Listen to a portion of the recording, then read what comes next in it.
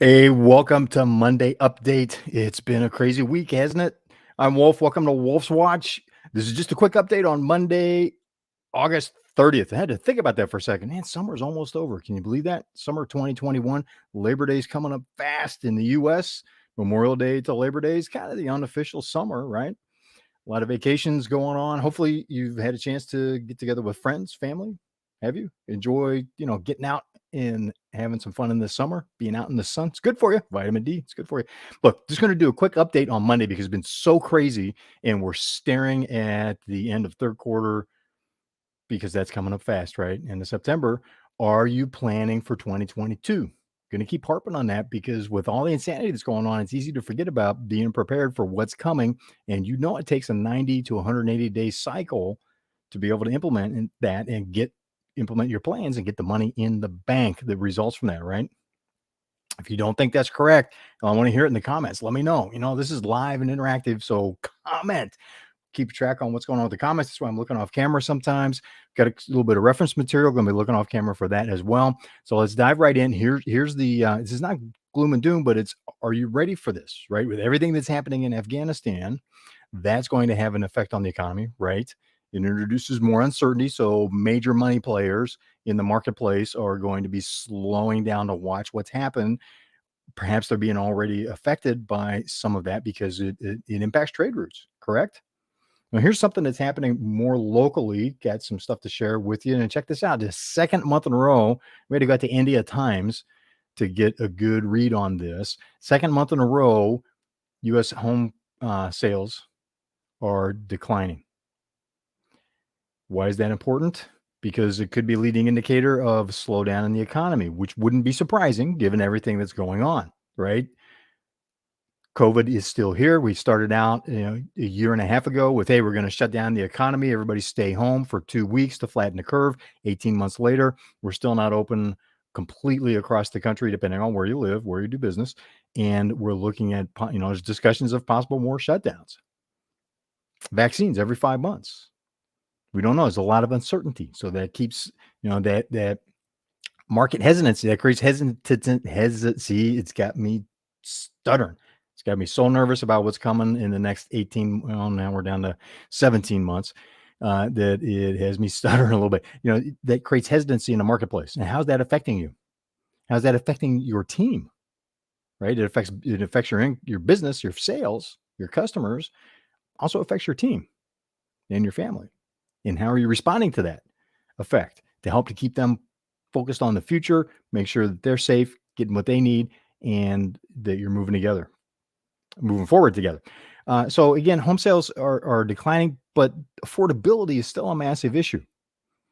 Right? The rent moratorium has been ruled as unconstitutional by the CDC. Imposed rent moratorium has been ruled as unconstitutional by Supreme Court of the United States. To see how that plays out, how does that affect money in the economy? There's will that hopefully open up perhaps some cash because it takes some uncertainty out in terms of how long will it be before people that are feeling the crush of not being able to pay rent. I was reading an article about a U.S. Air Force veteran. She's a single mom. She's now homeless because she was a landlord, but just a couple of units and no rent coming in. Couldn't get the renters out. Couldn't make the mortgage. So that's the untold stories that we're not seeing. The big players, they've got deep pockets. They're getting a lot of help from the government. Are you? I don't know. We're not. We didn't see a dime. We're getting a lot of criticism, but we're certainly not getting any help. How about you? How's that going to affect your market? How's it going to affect your team as well? So let's move on from that. Hang on a second. Got some more to share here.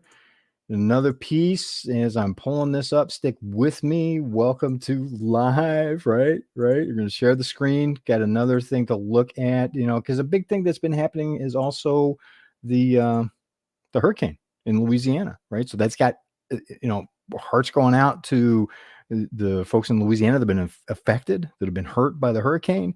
If you can do something to help out, yes. Love hearing those kind of stories. That's something that's great about the U.S. right? We always band together and help out our neighbors in need. So if you can help, fantastic. How's that going to affect your business again? Because that's shutting down pipelines. So there's going to be fuel and gasoline, specifically gasoline, but also other types of fuel shortages that could affect stuff you're buying, could affect if you run a manufacturing outfit, could affect your manufacturing depending on what resources you're using. If you're involved in plastics, that's a petrochemical product that could be affected as well. So how's that going to impact you the next several months? Because pipelines could be shut down, right? Just like last year. There's a big lesson from last year, which is supply chain vulnerability. How are you doing with assessing that and being prepared for things like this? We know it's hurricane season. We know it's likely that there will be some disruption during hurricane season. Why it's called hurricane season. Are you prepared for this? Whether you're prepared or not, how are you responding? So, and again, hearts out to the folks in Louisiana, other areas that are being, they're being devastated by the hurricane. We need to get through that first. At the same time, you need to, as you're finding ways to help, also find ways to make sure your business is positioned so that you're helping your family, your team at your company, and your customers by being there for them, being prepared to respond to, more supply chain disruptions, to more gas prices are going to increase further as a result of this, even if it's just temporary, may or may not be temporary. How that goes, but there's going to be a spike, at the very least, a temporary spike in gasoline prices for a month, couple months, quarter, perhaps. Depends on how you want to play with that. I would say plan for a quarter, because if it's shorter than that, then hallelujah, you're in a good position. If it is longer than that, at least you got a plan going forward. And as we know, plans are great because it gives a frame of reference. Then when a plan comes in contact with reality, and let me re-say that, when the plan comes in contact with reality, then it makes it much easier to adapt quickly and respond rather than being, oh my gosh, and reacting in a sudden move to the facts on the ground. So consider that, and damage is being assessed. But again, pipelines are offline so that they can affect gas as well, oil and gas. How will that affect your business? Are you prepared for that? Be preparing for that. Now that we're finding out more, excuse me, if you've been part of Wolf's Watch for any length of time over the last couple of months, I've been talking about the next 18 months. We're in that window, right? We're down to about 17 months. August was the first of the 18 months. And it's because there's so many things that have been uncertain that we will get certainty on, because we're just rolling up onto it on the calendar. One of the big things next year is it's a midterm election year. That always brings some chaos into the marketplace. We'll find out what the details of that are going to be, how much chaos, in what form it will be. Maybe it'll be very little impact. Do you believe that? Personally, that's not where if I were a betting man, I would not be betting on that. I would tend more towards, at the very least for planning purposes, want to look at what's some of the worst case disruption that we might see in the marketplace, because it's an election year. If nothing else, money gets conserved. It's not a political statement. It's just people hold on to money more in an election year because they want to see how the election is going to play out. They see how it's going to affect the economy, how it's going to affect regulations, so that they know what the smart investments are, where the smart places to spend money and to invest money will be. So that's part of a natural election cycle impact on the marketplace. Just how much of that will there be? How many other chaotic things will be going on? Will we be in another COVID lockdown? What will be happening with that? Will terrorism be on the rise and be disrupting, God forbid, domestically, but internationally? Hopefully it doesn't happen anywhere. But what we're seeing right now is terrorist attacks are back as of last week. So we're seeing, suicide bombings in one country. Will that spread to other countries? How will that, and if it does, how does that affect your supply chain? So planning over the next 17 months and implementing is going to be crucial. One more thing to come to, and again, I promise we are going to keep this short. I'm looking off camera here so that I can get the next piece of information I wanted to share with you, and we'll move along. So here we are, sharing screen, engineer, recovery engineer, always looking for the on buttons, right? So we hit something else, and back to cybersecurity. Our next cybersecurity Q&A is going to be coming up very soon. It's going to be this Wednesday at 4 p.m. Pacific time. We have Dave Braun with us, who is a cyber professional, web professional, that will be answering questions, sharing some of his insights of what he has seen working with hundreds of customers, hundreds of clients on their websites and the security on their websites. His company does a 28-point assessment on security on specifically on websites. So he has a lot of good information to share. Get your questions in. Send them in advance or participate live and submit your questions. Because, again, we want to, but this is interactive. This is 21st century television, live and interactive. So coming back to the headline I'm looking at over here, worst cloud security. So this is coming from one of our favorite sources, CISO series, CISO series.com. Should be looking at them, checking them daily to see if there's something that you might need to be concerned about, or talking with your head of web security, your CFO, in terms of vulnerability. So there's a huge vulnerability in another Microsoft service, their Azure service. This is on top of T-Mobile getting the information on 53 million customers, and frighteningly, consider this, potential customers hacked. So their prospects, people that aren't even part of their customer database, their prospective customers that they've been marketing to, got information on them as well.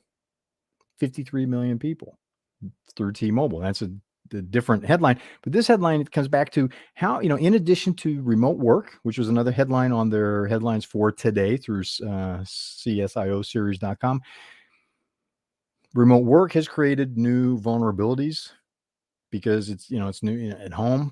Everybody runs systems differently. Do you know how that is set up? Do you have some consistency, some policy there to help guide your remote workers, your remote team, so that they're not risking their own equipment at home, their systems at home, or if you've provided them with equipment so that is secured, in helping them with best practices to keep their stuff safe and also to keep your business safe, your clients safe. So I'm going to consider. So this is another vulnerability with everything that's been in the headlines the last week. It's easy to start to lose sight of the fact that the cybersecurity is still, it's just something that's starting, especially last year with the great shutdown. It just went off the charts in terms of cyber attacks. Hundreds of % increase in ransomware, 100% increase in phishingware. Not phishingware, phishing attacks. Right? It's one of the things with remote workers. Phishing attacks is they shift the hackers, the bad guys and gals. Don't want to discriminate there. The people that have ill intent that are trying to steal stuff, they shifted their strategy. They know there's more people working remote. So instead of going at your systems at work, then they started falling back on phishing attacks, which is very effective in, with home equipment, unfortunately. So be with us on September 1st at 4:00. We'll be doing a live Q&A, and we'll keep it quick. It'll be 30 minutes and done. So want to make sure, that won't leave time for a lot of questions. We want to get your question answered. So be there, submit it in advance, and I guarantee we'll have your question answered, even if Dave and I have to send you a direct communication, say, hey, we asked this question. We're sorry we didn't have time to get to it. Here's the answer, and we'll send you a summary of the answers to the other questions that we discussed. So I'm watching the clock. I told you I'd keep this quick. This is really just an update. And, I just work on the plan. You have got to be prepared for continuing chaos over the next 17 months in the marketplace. You got through it last year. Specifically in California, we've got between 30 to 40% of small businesses are gone forever as a result of the great shutdown. Just put them out of business. They either couldn't make their fixed expenses based on the restrictions that the state government put on them for keeping their business open, or the government just said, no, you can't do business at all. And they were without revenue long enough that they absolutely failed. A lot of people shifted businesses to different areas. How are you doing in your area? Right? You got through that last year where you're at. This is going to continue to be a very, what's the word that we keep hearing? A dynamic environment over the next 17 months. So be planning. We can talk some more about that as well. Thanks. I'm going to get out of your hair. Told you this was going to be brief, just an update. Thanks for joining us for Wolf's Watch today, Monday, August 30th. Rip from the headlines, a quick update on what's going on, and just a few questions to hopefully guide your thinking, maybe shift your paradigm a little bit about how you're looking at what's going on around you in order for your business to be more competitive, more profitable. And so you can be one of the ones that thrives, right? Because with all this crap that's going on around us, there's opportunity, right? Within every adversity lies this equal or greater seed. No, what is it? Inside every live. Thank you for sticking with me. Inside every adversity lies the seed of an equal or greater opportunity. That's ancient wisdom. And it's very true. Sometimes it's hard. I don't know about you. Sometimes I have a hard time emotionally just going, yeah, I understand that. But man, in my heart, I'm just like, "Ugh." But it's true, right? In 2020 rained down a big pile of steaming, 2021's continuing to do the same. So, make sure you and your team have as many shovels going as you can to find the ponies. It's not just a pony, it's such a big pile of it. There's got to be multiple ponies in there for you. So find those opportunities. Thanks for joining me for Wolf's Watch on this Monday, August 30th. I'm Wolf.